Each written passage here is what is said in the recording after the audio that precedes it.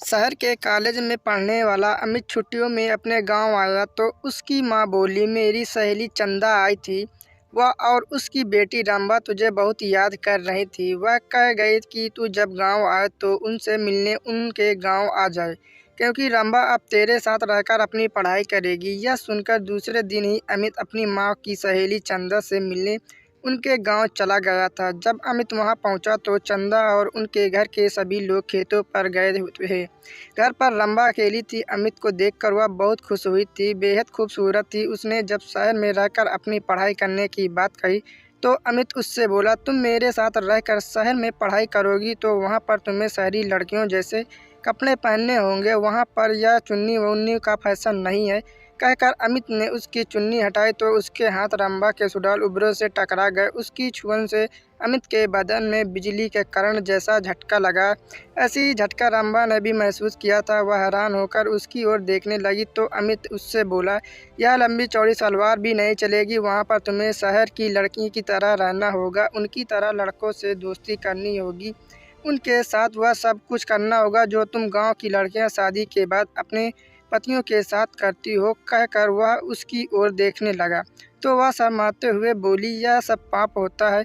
अगर तुम इस पाप पुण्य के चक्कर में फंसकर यह सब नहीं कर सकोगी तो अपने इस गांव में ही चौका चूल्हा के कामों को करते हुए अपनी ज़िंदगी बिता दोगी।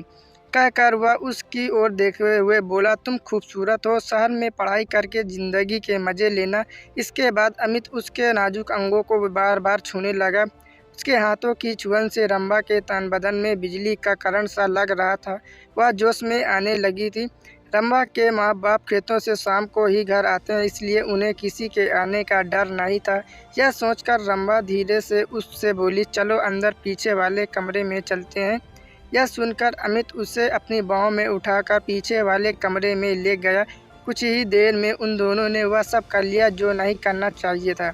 जब उन दोनों का मन भर गया तो रंभा ने उसे देसी घी का गर्मा गर्म हलवा बनाकर खिलाया। हलवा खाने के बाद अमित आराम करने के लिए सोने लगा। उसे सोते हुए देखकर फिर रंभा का दिल उसके साथ सोने के लिए मचल उठा। वह उसके ऊपर लेटकर उसे छूने लगी तो वह उससे बोला, तुम्हारा दिल दोबारा मचल उठा है क्या? तुमने मुझे प्यार का चस्का जो लगा दिया है। रंभा ने अमित के कपड़ों को उतारते हुए कहा। इस बार वे कुछ ही देर में प्यार का खेल खेलकर पस्त हो चुके थे, क्योंकि कई बार के प्यार से वो दोनों इतना थक चुके थे कि उन्हें गहरी नींद आने लगी थी। शाम को जब रंभा के माँ बाप अपने खेतों से घर लौटे तो अमित को देखकर खुश हुए। रंभा भी उसकी तारीफ करते नहीं थक रही थी। वह अपने माँ बाप से बोली, अब मैं अमित के साथ रहकर ही शहर में अपनी पढ़ाई पूरी करूँगी। यह सुनकर उसके पिताजी बोले, तुम कल के इसके साथ शहर चली जाओ, वहाँ पर खूब दिल लगाकर पढ़ाई करो। जब तुम कुछ पढ़ लिख जाओगी तो तुम्हें कोई अच्छी सी नौकरी मिल जाएगी, तुम्हारी ज़िंदगी बन जाएगी। फिर किसी अच्छे घर में इसकी शादी कर देंगे। आजकल अच्छे घरों के लड़के पढ़ी लिखी बहू चाहते हैं, रंभा की माँ ने कहा। तो अमित बोला, मैं दिन रात इसे पढ़ाकर इतना ज़्यादा होशियार बना दूंगा कि फिर भी यह अच्छे पढ़े लिखों पर भारी पड़ जाएगी। रंभा की माँ ने अमित के लिए खाने के अच्छे पकवान बनाए। खाना खाने के बाद बातें करते हुए उन्हें जब रात के 10 बज गए तब उसके सोने का इंतजाम उन्होंने ऊपर के कमरे में कर दिया। जब अमित सोने के लिए कमरे में जाने लगा तो रंभा से बोली, कमरे में 2 पलंग है, तुम वहीं सो जाना। वहाँ पर अमित से बातें करके शहर के रहन सहन और अपनी पढ़ाई लिखाई के बारे में अच्छी तरह पूछ लेना।